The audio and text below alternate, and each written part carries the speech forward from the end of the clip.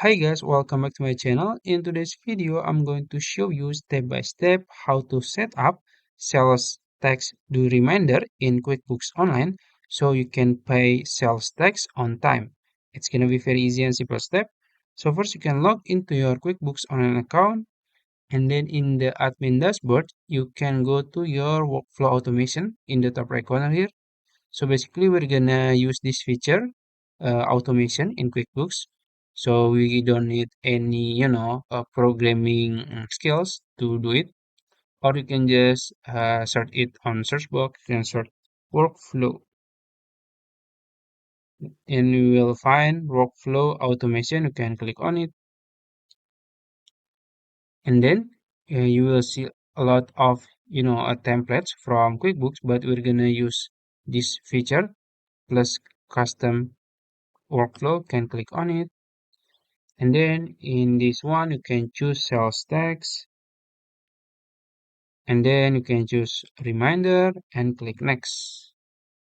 After that, you can set it up. You can, give it a name, maybe sales tax, tax do reminder, and then you can choose, of course, sales tax.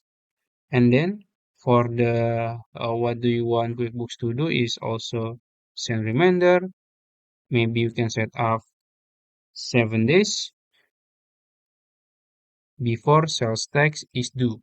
So you will get a notification when 7 days before sales tax is due, and then you can set it up the time. It's up to you, and you can set it up to create a reminder text task in task, or you can send a company email, and then you can set up when this happen. You can choose sales tax amount is less or greater than 0. So every sales tax due will be get notification. And then you can just click save and turn on.